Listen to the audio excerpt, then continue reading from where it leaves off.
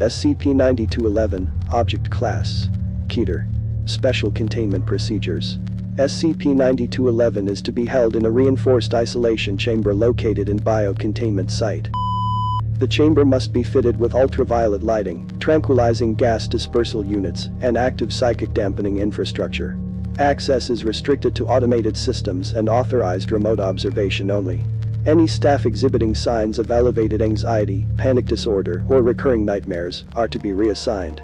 Feeding trials may only be conducted with approval from Level 4 Command.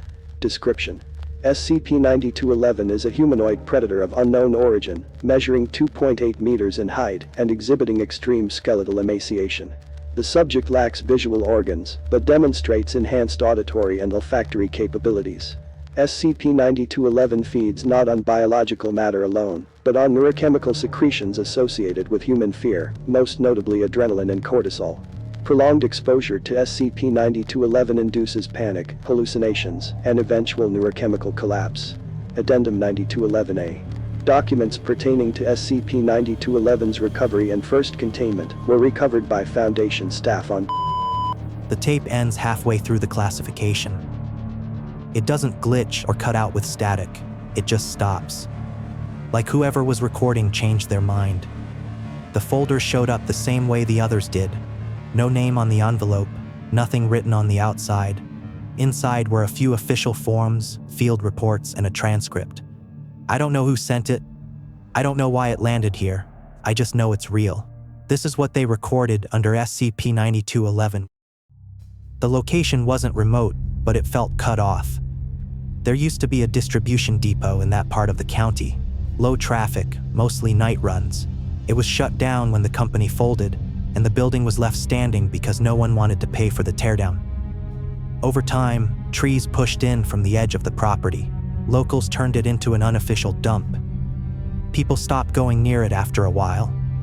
There's a note in the logs about animal control getting calls. Stray dogs howling near the perimeter. None found when patrols went out. A city work crew flagged it first. They were rerouting lines for a commercial expansion and hit interference on a buried conduit near the depot. Power readings were inconsistent. A relay that hadn't been connected in years suddenly showed voltage spikes. The utility company sent 2 men to check it out. One of them never came back. The other refused to go on record, but a Foundation asset embedded in the emergency response system flagged his initial statement. Something had pulled his partner out of sight before he could react. That's how it started. The Foundation moved fast after that. The team that got sent in had done this before. Internal notes say they were briefed for possible Class 2 predation behavior. That means controlled territory, intelligent movement, potential for camouflage or burrowing. They were equipped for containment, not extermination. There were 4 on the ground: Roth, Keller, Bishop, and Lang. The 5th stayed with the transport vehicle and ran long-range scans. They entered the depot just after 2 in the morning. The front access door was chained but not locked. They stepped through the office level first: storage racks, empty desks, water-stained maps still pinned to the walls. One of the ceiling tiles had caved in, and the floor underneath was covered in broken pieces. A plastic clock was still hanging behind the reception window. It had stopped at 3:17, and the second hand was twitching like it wanted to keep moving but couldn't get past the edge of the glass. Nothing in the first sweep showed signs of forced entry. The place hadn't been touched by people in a long time, but something had been through. Bishop found scratches on the back wall of the shipping corridor. 4 lines, each one exactly the same length, etched deep into the drywall at about shoulder height. Not tool marks. Claw spacing didn't match any known animal profile. They started hearing things under the floor around the same time. It didn't happen all at once. It was small at first, tiny impacts, like a screwdriver being dropped and picked up again. Then it stopped. 5 minutes later, the same noise repeated. This time closer. Lang radioed it in, requested an atmospheric read. That part of the depot had old ventilation tunnels running along the subfloor. The team assumed it was just shifting debris. That made sense for a while. Then the lights started pulsing. They weren't using the building's power. Their gear was fully independent: sealed batteries, stabilized voltage. but the headlamps began to dim and sink. Lang tapped the side of his and it jumped to full power again. Roth told the others to keep moving. They found the stairs near the back of the building, behind a freight elevator that hadn't been used in decades. The entrance was sealed by a heavy door with a faded inspection notice taped to the front. Keller moved to open it and stopped halfway through. The doorknob was warm. She said it was fate, but it shouldn't have been warm at all. That space had no heat source. They breached and descended in 2 pairs, Roth and Bishop in front, Lang and Keller covering rear. The stairs led to a small sublevel with exposed brick and metal rail tracks for transferring storage carts. There was mold creeping down the walls in strips, almost vertical, like something had dripped from the ceiling in long, narrow lines.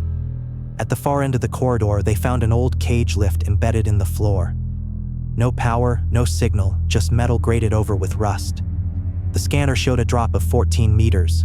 No blueprints mentioned this sublevel. Bishop opened the hatch manually. It wasn't easy, the hinges fought him the whole way, but it gave. The air that came up from below was wet, not damp, wet, like breathing near an open sewer line, the kind of smell that sinks into your clothes and won't wash out. Roth ordered Lang to stay topside and monitor while the other 3 descended by rope. They went down slow, checking the walls as they dropped. It wasn't a smooth shaft. The concrete had split in places, exposing steel that had warped inward, like something had been pressing against it from below. Whatever happened down there didn't look like structural failure. The damage was directional, focused. The bottom of the shaft opened into a chamber roughly the size of a gymnasium. The floor was covered in broken pallets and pieces of shelving that looked like they'd been torn off the walls. Some of it had melted into the floor, like the concrete hadn't fully set or had been reheated and allowed to shift. Keller swept the left side. Bishop moved toward what looked like an old electrical panel that had fused to the wall. Roth moved straight ahead. There was a clear path through the center of the room. Clean. Everything else was covered in a thin gray film, but the path had been disturbed recently. Drag marks ran through it. They weren't chaotic. They were deliberate, repetitive, like something had been crawling the same line over and over again. Bishop said it first, quietly, not over comms. He said he felt like the room was listening. They spread out and kept moving. The breathing started while they were repositioning near the southern wall. At first, none of them said anything. It wasn't loud, it wasn't close, but it was steady, and it didn't sound like it was coming from any one direction. It filled the space like it was part of the room itself, mixed in with the vibration in the floor and the smell of wet dust that had never dried.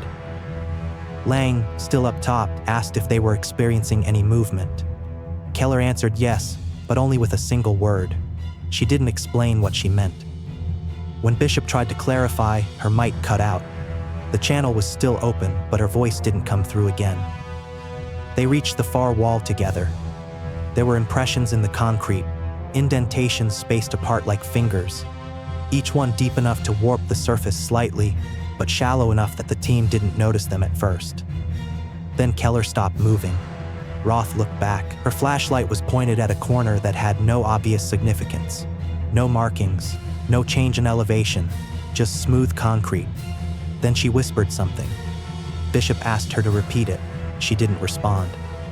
Roth took 2 steps toward her. That's when something crossed between them. There's no video feed from inside the room. Whatever sensor system they were using either never logged to disk or was corrupted afterward. The only evidence of what happened comes from the pressure readings on the floor tiles and the audio logs pulled from the portable gear on Roth's belt. There's a moment, maybe 2 seconds long, where the logs capture air displacement from 3 distinct positions inside the room. The file tags it as a possible anomaly.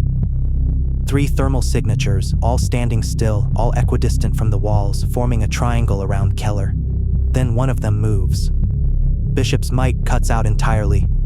Roth yells for Lang, who's still above the chamber. Lang tries to respond but gets static. The audio on Roth's channel picks up a scraping sound, metal on stone, and then Keller's vitals spike. There's no scream. Her signal vanishes. Lang lowers a secondary line. Roth grabs it without hesitation. Bishop follows. They climb out without recovering Keller's gear. Her tracker stops broadcasting before they reach the top. Lang is waiting with his sidearm drawn. He says he saw something just behind Roth when he emerged from the shaft.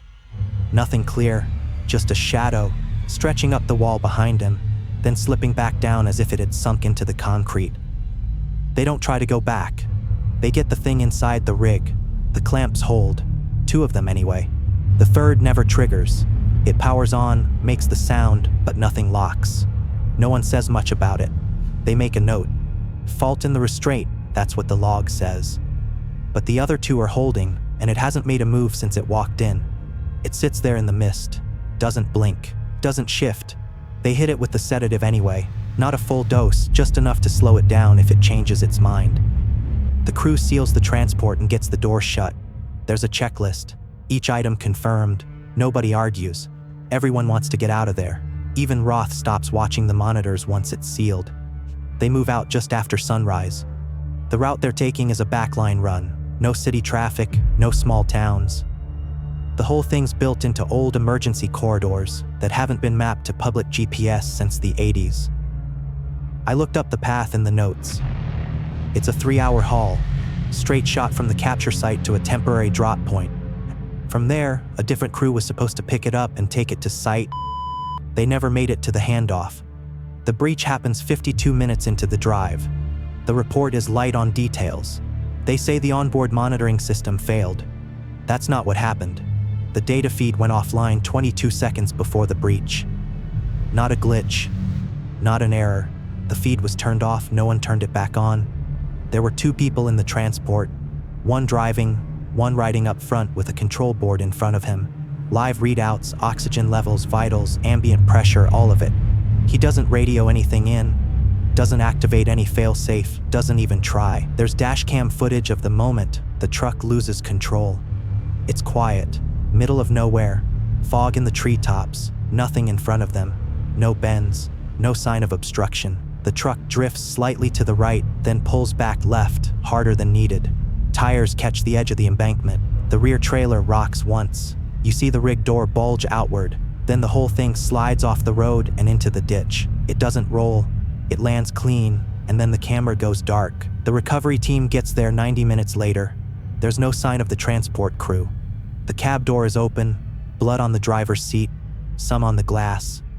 It's not enough to suggest massive trauma, just enough to know something hit them hard before they were moved. The rear door of the trailer is gone, torn out of its frame and left half buried in the dirt 20 feet back. The edges are peeled like they bent from the inside. There's a body near the tree line. He's not wearing gear, no ID, no uniform, just a man in a t-shirt and cargo pants, barefoot, no visible wounds. His face is turned toward the trees. They try to identify him, but there's nothing in the records that matches. Whoever he wasn't one of the transport crew. They never say it in the logs, but you can see it in the way they describe the body. He didn't look surprised. He looked like he knew what was coming and walked out there to meet it. The first report of movement comes in less than 2 hours after the transport goes dark. It's from a ranger station about 30 miles out. Guy on night shift logs something stepping past the southern camera line. No car, no lights, just a silhouette moving along the tree line, tall enough to catch the edge of the floodlight when it passed under it. He doesn't call it in until the morning. Says the camera glitched when he tried to rewind the footage. By the time they pull the backup, the file's corrupted. Just static. Same length, same timestamp, no image. They don't send a team to investigate. Not right away, because by then they've already got a second sighting. A research outpost south of the ridge sends in a partial distress call. Just 3 words, it's already here. By the time the recovery unit gets there, the outpost is empty. Nothing shows damage, nothing is missing. Desks are clean, workstations powered down, 1 coffee cup still warm on a desk in the back. There's a smell in the hall, like the power had been running hot for too long and burned the walls from the inside. They sweep the building for heat signatures. Nothing, until they reach the server room. The door is open, not broken, propped. There's something drawn on the wall inside. It isn't a symbol, it isn't language. It's a pattern. 4 lines, identical in size, each scratched into the concrete by something with enough force to drag a nail through stone. The same 4 lines Keller found on the wall during the first sweep. Same angle, same spacing. They run DNA across the room. Nothing human, nothing on file, not even a partial match. Whatever left it knew they'd recognize it, and it left before they arrived. A second containment operation is launched 48 hours later. This one's larger, more assets, better gear, specialized suppression teams brought in from other sites. They don't make a move until the satellite team locks its thermal trail. It's not easy to follow. It doesn't leave a heat signature the way other things do, but they get a glimpse of it near an abandoned freight tunnel east of the valley. Something upright, wrong stride. Shoulders hunched in a way that doesn't line up with the terrain. They move in under the assumption that it's wounded. Not from the tranquilizer, not from the breach, from something older. The notes don't explain what, only that it's slowing down, and it's been moving in circles. They don't expect it to wait for them, but that's what it does. The tunnel they find it in is already prepped, open-ended, one way in, sealed on the far side. Lighting rigs already positioned at the entrance. Somebody had set this up before the team got there. They don't know who. They don't ask. They line the interior with charges, non-lethal, sound-based, designed to drive it forward. Then they trigger the lights. Nothing moves, not at first. Then something steps into the beam and holds. It isn't running, it's not crouched, it's standing tall, arms low, hands open. There's a scar running across its chest like the restraints had cut deeper than they realized. One of the techs watching the feed whispers, "It's letting us see it." No one responds. The lights start to flicker. Then the rig at the entrance fails. The last image before the power cuts is the creature lowering itself to the ground, as if it's preparing to sit. And then it disappears again. They send in a second team once the lights are offline and the corridor stabilizes. The air temperature inside the tunnel has dropped 15 degrees since the breach, but the walls are still giving off residual heat, enough to blur most of the forward scans and keep the equipment misreading its own position. The first 2 sweeps come back with nothing. There's no blood, no drag marks, no indication that anything even passed through. They widen the search grid and start working sector by sector, moving slow. One of them spots the body near the western wall, upright, spine straight, arms resting on his legs like he sat down to rest and never stood back up. The initial assessment says he's in his 40s, dressed in civilian clothing with no ID, no phone, no watch, and no shoes. There are no wounds visible on him. The skin on his hands is pale and cold, but not discolored the way it usually is when circulation stops. His eyes are closed. His breathing is shallow. They don't say who made the decision to move him. There's no medical officer listed on the log, just a timestamp and a transport code that puts him on a security convoy headed east. It's not the direction they'd normally send an untagged civilian. He bypasses containment entirely and is rerouted through a station that's not listed in the usual response network. No explanation is given, but by the time someone notices, he's already been admitted to a wing designated for long-term sedation. A nurse logs a behavioral anomaly 2 hours after intake. She notes that the subject's oxygen levels remain stable, but his resting heart rate is consistently low. Lower than what would be expected even under sedation. She adjusts the monitor twice. The readings don't change, the machine isn't malfunctioning, but it doesn't make sense. When she tries to reposition his IV line, he opens his eyes and grabs her wrist. There's no sudden movement, no sign of confusion. He just holds her there for a moment, and when she tries to pull away, his grip tightens slightly. Not painful, just enough to keep her from walking off. She says he looked calm but distracted, like he was watching something that wasn't in the room. Security is called. He lets go before they arrive. They move him to isolation. The next entry in the log is written by a diagnostics tech brought in to perform a pulmonary scan. She says the breathing is what caught her attention, not the rate, but the sound of it. Every time he inhales, there's a second intake behind it, faint but present, like the echo of the breath is coming from somewhere deeper than his lungs should reach. She preps the scanner and runs the first sweep. It stalls halfway through. The system freezes, kicks back an error, and begins to reboot itself without a command. She tries again. This time, the feed shows compression behind the lungs, like something has pushed the organs forward, but without any visible mass on the imaging display. Her supervisor tells her to switch to X-ray.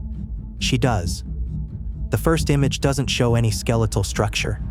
The outline of the chest cavity is clear, but inside are 4 narrow lines, evenly spaced, burned into the film like someone scratched them in by hand. She runs the scan again using a different machine. The lines are still there, slightly shifted, still 4, still clean, still sharp. They try to log the findings to the main archive, but the system won't accept the file. They rename it. They try again. The entry gets flagged and locked by a user ID that hasn't been active in 4 years. At this point, the patient is still breathing normally. He hasn't spoken, he hasn't moved. But one of the staff notices that the walls of the room have begun to sweat.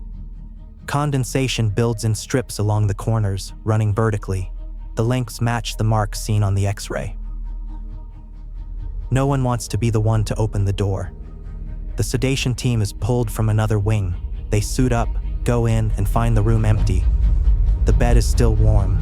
The cuffs are still locked. The only thing left behind is a single handprint on the wall, too large to be his, fingers too long, pressed into the paint like whatever made it wasn't entirely solid when it passed through. They don't issue a public report after the disappearance. Internally, the logs show a brief window where a site-wide review is ordered, focused on security protocol compliance, but there's nothing specific written about the subject from the tunnel. It's like they weren't sure how to classify what happened, or maybe they didn't want to put language to it until they had something they could control. That's when they bring in the D-class protocols. The document I've got doesn't use the term test at first. The header says exposure evaluation. They avoid the usual language. There's no mention of memetic risk, no reference to standard infection precautions, but it's clear from the way the schedule is laid out that they're expecting the subject to trigger something internal, something psychological. D-2127 is the first. Male, 39, no violent history, flagged as low risk. He's given no background on what he's being exposed to. Just a brief rundown of the room's dimensions and a fabricated assignment involving sensor calibration. The chamber is empty when he walks in. There's a camera on the ceiling and one in the wall. Both are active. Both show him moving toward the center, looking around. For the first 30 seconds, nothing happens. He circles once, stops near the far wall and asks if the test has started. Then his posture changes. He tilts his head slightly, doesn't turn his body, just listens. The room is still silent. The audio system shows no fluctuation. The temperature reads constant, but he steps back. He says something then. I've played the clip 5 times. It's hard to hear, but I'm almost sure he says, "It's not as big as I thought it'd be." There's no response from the observation team. They don't acknowledge it over the mic. They don't ask him to clarify. He continues backing up until he reaches the far wall. He turns to face the corner and stands still. His vitals spike, heart rate climbing fast, skin temperature dropping even though the room is sealed and climate controlled. He begins to whisper. The mic doesn't catch most of it, but one word comes through clearly. He says, "waking." He repeats it 7 times, then he collapses. Medical team enters exactly 90 seconds after he hits the floor. He's alive. There are no wounds, no seizure activity. He's just unconscious. They monitor him for 6 hours. During that time, he doesn't speak, doesn't move. He wakes up just after midnight. He doesn't recognize the staff, doesn't know his name, doesn't respond to verbal prompts. They run a full cognitive sweep. The baseline scan shows full regression, long-term memory inaccessible, no evidence of trauma, no injury, just absence. They ask him to describe what happened in the room. He asks them what a room is. The next subject is D-1874, female, 27, prior history of psychosis, previously used in non-anomalous isolation studies. The notes say her baseline reactions to confinement and ambiguity are well documented. That's why they picked her. She's given no context. They sit her down in the same room with the same blank manual D-2127 had. The test brief tells her to read until instructed otherwise. She opens it, flips a few pages, and places it beside her on the floor. Then she looks up, not at the camera, not at the mirror, at the corner where the wall meets the ceiling. Her eyes lock on a single seam. Her face stays still. 93 seconds pass. Her vitals begin to shift. Heart rate up, skin temperature elevated, respiratory rhythm slightly erratic. The room is climate controlled. There's no audible sound on the feed. No air pressure drop. 3 minutes in, she stands. Her chair makes a quiet noise sliding backward. That's when the monitoring room lights flicker. The chamber itself stays stable, just the observation booth. Pressure sensors register something beneath the floor. They keep the team on standby but don't enter. Inside the room, Deep 1874 remains still. She's still looking up, no reaction. Then tears start to roll down her face, not sobbing, not speaking, just a steady stream down both cheeks. There's no movement in her shoulders. She's breathing evenly. She finally speaks. "I can't lie down, it's already there." They give the order to pull her out. 2 staff enter, one forward, one rear, both in blindfolded visors with audio filters. She doesn't resist. She lifts one hand and touches the wall beside her. Under visible light, nothing happens, but under UV, her handprint stays behind. Not paint, not blood. It reacts faintly to heat. They check the walls. The UV scan shows thin vertical streaks rising from the floor to head height. Matching spacing, matching layout. They don't find a source. She's moved to medical hold and sedated. 4 hours later, her post-exposure scan comes back. There's a change behind her skull. A ridge of new growth forming at the base of her neck. Not a tumor, not an infection. The shape is symmetrical. It follows the curvature of the spine.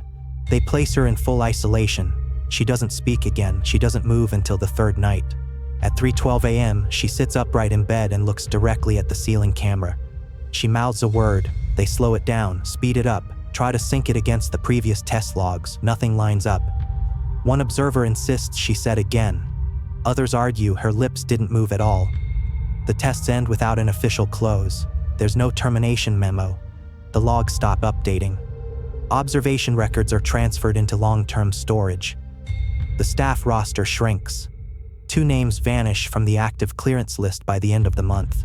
One of them, Halvorsen, submits for medical leave and never returns. That wouldn't mean much, except his name comes back up later. 2 months down the line, he shows up in a flag review. The Foundation's running automated filters on internal psych logs looking for pattern anomalies. His session is buried in a batch of clearance checks. He wasn't asked about SCP-9211. He brings it up on his own. He tells the counselor he's still dreaming in that room. He says the walls never change, but the place feels different each time. Sometimes he's sitting in the chair, sometimes lying down. Once, he says he woke up inside the wall and had to press his way out through something that gave like skin but cracked like concrete. He says the room feels like it's holding someone else's panic, not his. Like he's borrowing someone's fear that doesn't want to let go. He talks about the last time it happened. Woke up in bed, couldn't move his hands. They were under the blanket, bent, trapped. He tried to roll, but something behind him made his arms go still. Not pressure, something watching, waiting to decide if he should be allowed to move. The counselor logs the session as low concern. No follow-up is scheduled, no escalation. Halvorsen checks out the next morning. There's no forwarding address. His clearance is deactivated the same week. The logs go silent after that. For 6 months, nothing is added to the SCP-9211 file. Access rosters shrink. The exposure room is repurposed. One of the basement labs is marked inaccessible. Then a maintenance request comes in. It's minor. A coil in the sub-level heat system shorts out. The work order lists a 2-person team. They check out tools, sign into the sub-level. They never sign back out. The repair is marked complete. No notes are added, no delay reported. But someone writes a sentence at the bottom of the form. It's in pen, not typed. There was never a room here. The site closure doesn't make headlines inside the system. They don't flag it for containment failure or log any sudden shift in risk level. Personnel get reassigned slowly. First the techs, then the medical support, and finally the team that manage the holding wing. At the end of the week, the lights are off and the building is marked for structural review. The records for SCP-9211 stop getting updates around the same time. It isn't marked as resolved. There's no neutralization event. They just stop writing things down. The exposure chamber is cleared and repurposed. Cables are removed. Wall mounts get patched. Everything connected to the original test layout is packed up, rerouted, or quietly decommissioned without any formal report. There's one entry on the roster that never gets processed. It belongs to a subject listed under observation. No designation beyond a tracking number. The intake paperwork is missing, and nobody signs off on a transfer. They aren't flagged for termination. There's no clearance code for a departure. What's left is a small line in the internal notes. The bed was found made during the final sweep, with the room locked from the inside. After that, the building is sealed. 3 weeks pass. Then a parcel shows up at one of the Foundation's remote mail drops. There's no sender. The shipping label is blank, and the postage doesn't trace. Someone hands it off to internal security, assuming it's another breach report. Inside the envelope is a single printed card with a set of coordinates, nothing else. The location points to a wooded area outside restricted land, close enough to the old perimeter to raise concern, but far enough that nobody moves on it immediately. They send a drone. It circles twice and spots something below the tree line. Thermal imaging shows one upright figure, still and centered. No movement while the drone is in the air. The team arrives 2 hours later. The clearing is quiet. Air temperature is lower than expected. There's no one standing there by the time they arrive. The heat signature is gone. They find a tree near the center of the clearing with fresh marks running down the trunk. 4 lines, evenly spaced, cut deep into the bark without signs of a blade. The grooves start clean and narrow, then press inward like something heavy was leaning on the surface and dragged down through it slowly. Just below the marks, someone left a word. It's written in something dark, dried into the bark. The letters are rough, uneven, possibly applied with a gloved hand. It says, "Here." That's the final trace. There's nothing in the file explaining what the word means. No follow-up, no analysis. The logs don't mention what happened to the site or if anyone was sent back. The rest of the file ends in silence. And that's where this story stops too. If this story left you with a lingering chill, be sure to hit the like button, subscribe, and turn on notifications so you never miss a SCP story. And tell me, what do you think SCP-9211 was waiting for in that final clearing? Let me know in the comments below. Thanks for watching Cabin of Whispers. See you next time. SCP-9211